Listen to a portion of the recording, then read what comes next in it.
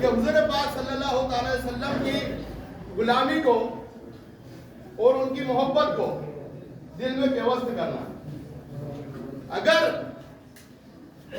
وہ ایسا دربار ہے اور وہ ایسا خزانہ ہے جہاں کوئی کمی نہیں ہے، بشرط ہم اپنے دل میں محبت رسول کو زندہ کریں. صرف نعرہ لگا دینے سے کچھ نہیں ہوتا. حضور پاک صلی اللہ تعالیٰ علیہ وسلم کی بتائی گئی ایک ایک سنتوں کا ہم کو عمل کرنا ہے. حضور پاک صلی اللہ تعالیٰ علیہ وسلم کے لیے جان دینے کے لیے تیار ہونا ہے، اسلام کی عظمت کے لیے جان دینے کے لیے تیار ہونا ہے. اگر وہی جذبہ ہمارا ہو جائے تو اللہ تبارک و تعالیٰ نے قرآن پاک میں ارشاد فرمایا کہ ہمت نہ ہارو، غم نہ کرو، تم ہی غالب رہو گے اگر تم مومن ہو. لیکن ہمارے حالات ہو گئے، تکبیر تحریمہ بھی صحیح ڈھنگ سے یاد نہیں. حضور پاک صلی اللہ تعالیٰ وسلم کی سنتوں کو ہم نے چھوڑ دیا. دیکھیے صحابہ اکرام کے بارے میں اللہ تبارک و تعالیٰ نے ارشاد فرمایا ایک بہت بڑی بات. قرآن پاک میں ارشاد فرمایا، کیا ارشاد فرمایا؟ محمد رسول اللہ والذین معہ. اس پوری آیت میں آیت مبارک کا ابتدائی الفاظ ہیں محمد رسول اللہ صلی اللہ علیہ وسلم والذین معہ.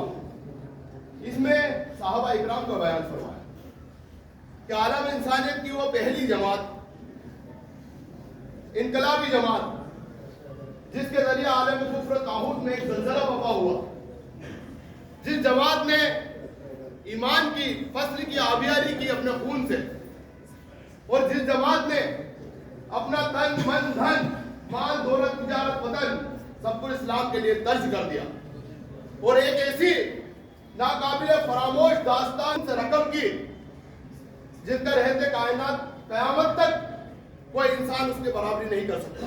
اس پہلی جماعت اسلامی اور جماعت ایمانی کی پہلا نام صحابہ اکرام کا نام. اللہ تبارک و تعالیٰ نے قرآن مجید میں صحابہ اکرام کی زندگی کا ایک نقشہ کھینچا ہے، ان کے فضائل کو اور ان کے مقام کو بیان فرمایا ہے کہ ہم جسے صحابی کہہ رہے ہیں وہ صحابی بنے کیسے. ہم جنہیں صحابی کہہ رہے ہیں وہ صحابی کیسے بنے؟ کیا ان کے عمل نے انہیں صحابی بنا دیا؟ کیا ان کے علم نے انہیں صحابی بنا دیا؟ کیا ان کے تقوی نے انہیں صحابی بنا دیا؟ کیا وہ رات بھر جو اللہ کی راہ میں عبادت کرتے رہے اور اپنا سب کچھ اللہ کی راہ میں قربان کر دیا اس وجہ سے صحابی بن گئے؟ انہوں نے ہجرت کر لی، اپنا گھر بار سب اللہ کے دین کے لیے قربان کر دیا، تو کیا اس عمل ہجرت نے انہیں صحابی بنا دیا؟ ہر سوال کا جواب نفی میں نہیں. اگر یہ کہیں کہ صحابی اس لیے بن گئے جو عمل میں سب سے اونچے ہیں تو جواب ہے نہیں. کیا صحابیوں کو اس لیے صحابی کہتے ہیں کہ ان کا زہد ورع تقوی طہارت عبادت و جہاد سب سے اونچا ہے؟ جواب ہے نہیں. اگر یہ کہیں کہ صحابیوں کو اس لیے صحابی کہتے ہیں جو عمل میں سب سے اونچے ہیں؟ جواب ہے نہیں. تو پھر سوال ہوگا کہ اگر وہ اپنی ساری شخصی فضیلتوں کے باعث صحابی نہیں بنے تو ان کی صحابی بننے کی بنیاد کیا ہے؟ تو قرآن اس کا جواب دیتا ہے کہ لوگوں، نہ تو ان کے عمل نے انہیں صحابی بنایا، نہ ان کے زہد نے انہیں صحابی بنایا، نہ ان کے تقوی نے انہیں صحابی بنایا، نہ ان کے اعلیٰ نے انہیں صحابی بنایا.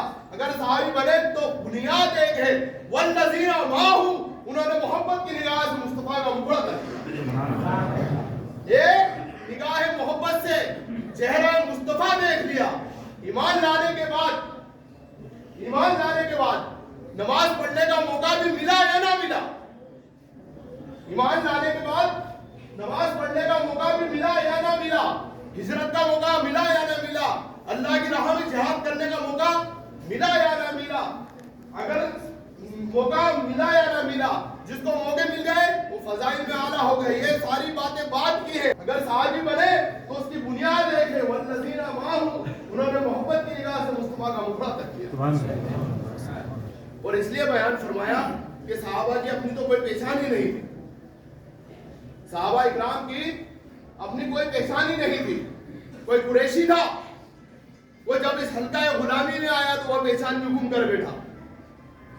کوئی ہاشمی تھا تو وہ پہچان بھی گم کر بیٹھا کہ آقا کے نالے اٹھائے پھرتا ہے. کوئی علاقے کا سلطان تھا، پہچان بھی گم کر بیٹھا کہ آقا کے نالے اٹھائے پھرتا ہے. وہ تو اپنی ساری شخصی فضیلتیں ختم کر کے آ گئے، ساری فضیلتیں ختم کر کے آ گئے، اور ایک ہی فضیلت بچی، وہ تھی مصطفیٰ کی غلامی. اس مصطفیٰ کی غلامی نے ان کو سب سے اعلیٰ بنا دیا. پھر جو حضور پاک صلی اللہ تعالیٰ علیہ وسلم کی غلامی میں چلے جاتے ہیں، ان کو آقا علیہ السلام صرف ایک توجہ کر دیتے ہیں تو وہ نحال ہو جاتے ہیں. ایک صحابی رسول ہے، کبھی رات جاتے ہیں تجارت کرتے ہیں، کبھی رات جاتے ہیں، کبھی شام جاتے ہیں، کبھی مصر جاتے ہیں، کبھی لبنان جاتے ہیں. اور جب بھی جاتے ہیں تو اپنی بیگم سے پوچھتے ہیں، اپنی شریک حیات سے پوچھتے ہیں کہ میں تمہارے لیے کیا لاؤں. جب ان کی بیگم سے پوچھتے ہیں تو ان کی بیگم کہتی ہے کہ تم میرے لیے خوشبو لے کے آئے. کئی بار پوچھا، کئی بار وہ صحابی رسول خوشبو لے کر آئے، اور جب بھی سوال کرتے تو یہ پوچھتے کہ کیا لاؤں، تو بولتے خوشبو لے کے آئے.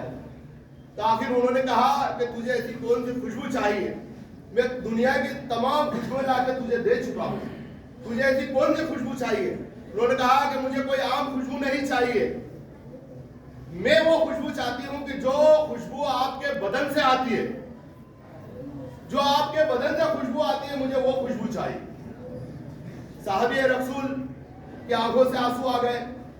انہوں نے کہا کہ بڑا پرانا زخم تھا، بیگم تو نے ہرا کر دیا. بچپن کا زمانہ تھا، میرا بچپن کا زمانہ تھا، میں بچوں کے ساتھ کھیل رہا تھا. حضور پاک صلی اللہ تعالیٰ علیہ وسلم کے نوازے حضرت امام حسن کے ہمارے ساتھ کھیل رہے تھے. حضور پاک صلی اللہ تعالیٰ علیہ وسلم کے چھوٹے نوازے حضرت امام حسین بھی ہمارے ساتھ کھیل رہے تھے. اسی وقت حضور پاک صلی اللہ تعالیٰ علیہ وسلم تشریف لے آئے. ان کو دیکھ کر حسن اور حسین چھوڑ کے ان کے پاس گئے. حضور پاک صلی اللہ تعالیٰ علیہ وسلم نے ان کو اپنے سے لپٹا لیا. یہ دیکھ کر ہم سب کھڑے ہو گئے تھے. حضور پاک کو دیکھ کر، یہ دیکھ کر میری آنکھوں میں آنسو آ گئے. رحمت دو عالم صلی اللہ تعالیٰ علیہ وسلم نے میری طرف متوجہ ہوئے، کہا بیٹا تو کیوں رو رہا ہے؟ میں نے کہا آقا اگر ہمارے بھی نانا ہوتے تو وہ ابھی ہمیں ایسے ہی گلے سے لگا لے. حضور پاک صلی اللہ تعالیٰ علیہ وسلم کی رحمت جوش میں آئی، اور حضور پاک صلی اللہ تعالیٰ علیہ وسلم نے اپنے دونوں ہاتھوں سے مجھے اٹھا لیا اور اٹھا کر مجھے اپنے سینے سے مسل لیا. وہ دین اور آج کا دین یہ خوشبو نہیں جاتی.